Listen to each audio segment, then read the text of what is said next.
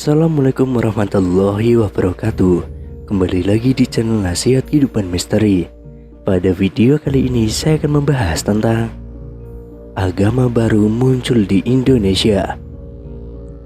Ada yang memprediksi bahwa akan lahir agama baru di Indonesia pada tahun 2023. Tentunya hal ini mendapatkan perhatian publik. Bahkan tanda-tanda agama baru akan muncul itu turut disebutkan. Agama baru di Indonesia ini tertulis dalam sebuah narasi ramalan yang diungkapkan oleh seorang peramal terkenal asal Prancis, Michael Nostradamus. Ia diketahui masih memiliki garis keturunan Yahudi. Dalam narasi ramalannya, Nostradamus mengungkapkan bahwa di tahun 2023 bakal ada guncangan soal aliran kepercayaan di dunia. Kedatangan agama baru yang lahir di Indonesia itu ditandai dengan sejumlah hal. Salah satu tanda tersebut yakni kemunculan seseorang yang dikenal dengan panggilan The Man from the East. Sosoknya disebutkan muncul dari negeri yang terletak di pertemuan tiga buah laut. Selain itu disebutkan kemunculan sosok tersebut akan menggemparkan timur dan barat, dan ketika muncul, dia akan memakai sorban biru serta merayakan hari Kamis sebagai hari istimewa baginya. Adapun tafsir tentang ramalan Nostradamus soal agama baru sebagai berikut.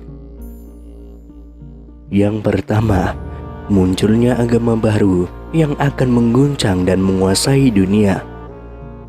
Agama ini tidak pernah dikenal dan diprediksi oleh umat manusia di seluruh dunia. Adapun agama itu diduga bernama Trisula Weda, yakni agama yang hanya berisi 3 perintah dan 3 larangan. Sesuai dengan namanya, dalam ajaran agama itu setidaknya ada 3 perintah mengenai kewajiban manusia yang harus melakukan perbuatan yang benar, lurus, dan juga jujur.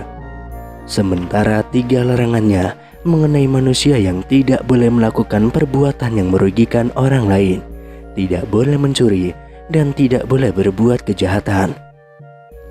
Yang kedua, The Man from the East atau laki-laki dari timur, itulah julukan yang diberikan kepada pemimpin agama baru ini. Dikatakan dia akan menghapus seluruh agama-agama dan akan mendirikan agama baru yang akan dianut oleh semua makhluk di jagat raya ini. Dialah Satria Piningit yang akan menjadikan dunia damai dengan apapun yang ada di dalamnya. Kemudian yang ketiga, muncul dari negeri yang terletak di pertemuan 3 buah laut. Maksud dari keterangan tersebut diduga berkaitan dengan kemunculannya yang berasal dari pertemuan 3 laut, yakni sebelah utara Pulau Sulawesi adalah Laut Sulawesi, dan di sebelah selatannya adalah Laut Flores, dan di sebelah timurnya adalah Laut Maluku. Berarti sosok yang dimaksud ini berada di Indonesia bagian timur, atau tepatnya di Sulawesi. Dipercaya pula bahwa dia saat ini sedang menyembunyikan diri sambil menanti waktu terbitnya perang. Yang keempat, kemunculannya menggemparkan timur dan barat. Diperkirakan maksudnya, kemunculan sosok tersebut bakal menggemparkan seluruh dunia beserta seluruh isinya. Kemudian yang kelima, ketika muncul, dia memakai sorban biru. Sorban sendiri adalah selai kain yang lazim digunakan oleh umat Islam yang biasanya digunakan oleh orang Arab pada zaman pra-Islam untuk mengatasi hawa dingin atau teriknya matahari, terutama di gurun pasir, karena suhu di gurun pasir siang harinya bisa menjadi sangat panas dan malam harinya bisa menjadi sangat dingin. Kemudian yang keenam, merayakan hari Kamis sebagai hari istimewanya. Berbeda dari umat Islam yang menganggap bahwa hari Jumat adalah hari penuh keberkahan, nantinya dalam agama ini akan merayakan hari Kamis sebagai hari istimewanya. Dia juga tidak mau menggunakan hari Sabtu karena hari Sabtu sudah diistimewakan oleh agama Yahudi.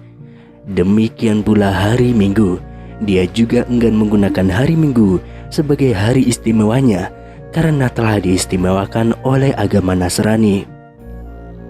Kendati demikian, tidak diketahui lebih lanjut kebenaran dari narasi soal ramalan di tahun 2023 yang menyebutkan akan ada agama baru lahir di Indonesia tersebut. Selain Michael Nostradamus, Prabu Sri Aji Jayabaya juga meramalkan hal yang sama untuk Indonesia. Prabu Sri Aji Jayabaya merupakan raja yang paling diingat masyarakat karena berbagai ramalannya. Prabu Jayabaya diperkirakan memerintah kerajaan Panjalu atau Kediri pada tahun 1136 sampai 1157 Masehi. Prabu Jayabaya merupakan putra Raden Panji dari kerajaan Jenggala dan Putri Sekartaji dari Daha. Pada masa Prabu Jayabaya memerintah, kerajaan Kediri mencapai puncak kejayaannya. Tidak hanya dalam ilmu pengetahuan, sastra, dan juga seni mengalami perkembangan yang sangat pesat. Pada masanya, kitab Mahabharata dan Ramayana diterjemahkan ke dalam bahasa Jawa. Prabu Jayabaya juga menulis ramalan akan masa depan yang kemudian diyakini banyak yang telah terjadi. Ramalan Prabu Jayabaya ditulis dalam bentuk kakawin atau tembang Jawa. Kakawin ini berupa 21 pupuh berirama asmarandana, 29 pupuh berirama sinom, dan 8 pupuh berirama dandanggulo yang kemudian dikenal dengan kitab Musarar. Masyarakat kemudian mencari makna dari tembang tersebut dan dihubungkan dengan masa depan. Ramalan Jayabaya diperkirakan akan berlangsung hingga tahun 2100 mendatang. Ramalan Jayabaya banyak yang mengupas mengenai situasi dan kondisi di Nusantara, khususnya di Pulau Jawa. Salah satu ramalan Jayabaya yaitu besok nek wis ana kreta mlaku tanpa jaran, tanah Jawa kalungan wesi, prau mlaku ing awang-awang, kali ilang kedunge, pasar ilang kumandange, iku tondo yen sampean Jayabaya wis cedak. Yang artinya besok jika sudah ada kereta berjalan tanpa kuda, tanah Jawa berkalung besi, perahu berjalan di angkasa, sungai hilang lubuknya, pasar hilang kumandangnya, itulah pertanda zaman Jayabaya sudah dekat.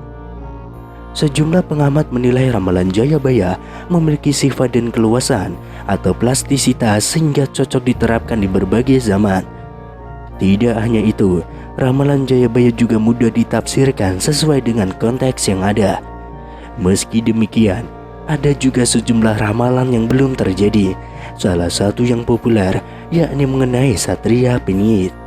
Dalam ramalannya, Jayabaya menyebut Satria Pinit akan muncul saat Nusantara memasuki zaman Kala Bendu atau zaman Carut Marut.